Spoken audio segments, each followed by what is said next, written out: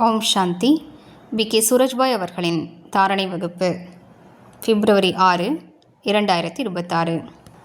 நாம் நமது வாழ்க்கையினை முழுவதுமாக விகாரங்களற்றதாக ஆக்கிவிட வேண்டும். இது நமது மிக அழகான சுகமளிக்கக்கூடிய மாசற்ற மற்றும் குளிர்ச்சி நிறைந்தவராக ஆக்கக்கூடிய மனநிலையாகும். விகாரங்களற்ற வாழ்க்கை என்பது எத்தனை அழகான வாழ்க்கை! அதில் தூய்மைத்தன்மையும் வந்துவிட்டது, புண்ணிய கர்மங்களும் வந்துவிட்டன.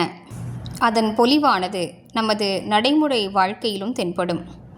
நாம் எத்தனை தெய்வீகமாக இருக்கின்றோம்!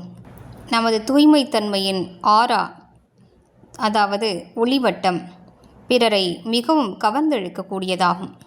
நாம் விகாரங்களை விட்டு தூய்மையாகும்போது நமது ஒளிமண்டலமானது பறந்து விரிகின்றது. மேலும் நாம் பல விஷயங்களுக்கு எஜமானராக ஆகிவிடுகின்றோம். தூய்மைத்தன்மை என்பது மிகப்பெரிய சக்தியாகும். அதிலும் விகாரங்களற்ற நிலை வந்துவிட்டதென்றால் வேறு என்ன கூற வேண்டும்? எனவே லட்சியத்தை உருவாக்குவோம். வீணான எண்ணங்களிலிருந்து நான் விடுபட்டிருக்க வேண்டும். அது பொறாமை, வெறுப்பின் எண்ணங்களாக இருக்கலாம், பிறர் பற்றி சிந்திக்கும் விஷயங்களாக இருக்கலாம். மனித மனங்களில் பலவிதமான வீணான எண்ணங்கள் ஓடுகின்றன. நீங்கள் நாலாபுறங்களிலும் உள்ள மனிதர்களை பார்த்தால் நன்றாக தெரிந்து கொள்ளலாம். ஒவ்வொருவரும் பலவிதமான வீணான எண்ணங்களை உருவாக்கி கொண்டே இருக்கிறார்கள். சிலருக்கோ மனதில் அதிகமான வீண் எண்ணங்கள் ஓடிக்கொண்டிருக்கின்றன. தூய்மைத்தன்மையை கடைபிடித்தாலும் ஆத்மாக்கள் வீணான விஷயங்களில் ஈடுபடுகிறார்கள். இதன் காரணமாக நமது தூய்மைத்தன்மையின் ஒளியானது மங்கிவிடுகிறது. எனவே சுய சோதனை செய்வோம். நான் எனது லட்சியத்தை நோக்கி பயணித்து கொண்டிருக்கிறேனா? இந்த மாதத்தில் ஆழமாக சோதனை செய்வோம். அழகான மாற்றத்தை சுயத்திற்குள் கொண்டு வருவோம்.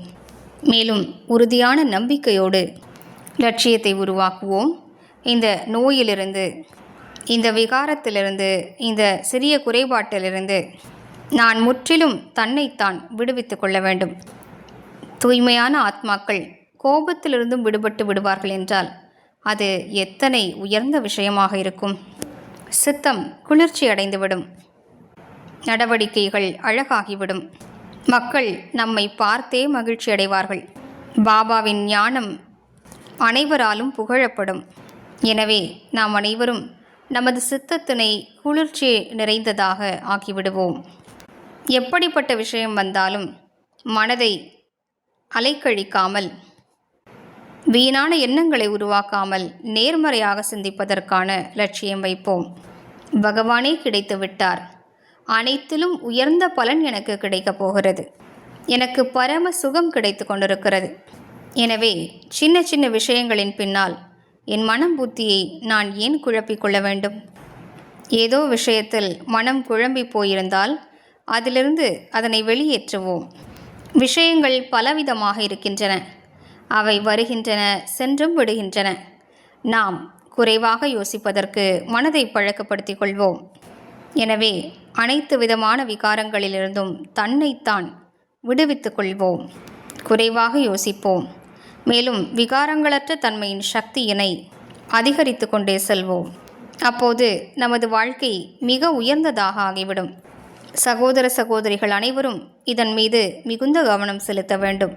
மேலும் உண்மையான மனதோடு, உண்மையான ஈடுபாட்டோடு இந்த முயற்சியினை மேற்கொள்ள வேண்டும். அப்போது நாம் பாபாவுக்கு அருகாமையில் செல்வோம். நமது சக்திகளிலும் முன்னேற்றம் ஏற்படும். நம்மிடம் பல வரங்களும் வந்துவிடும். ஓம் சாந்தி.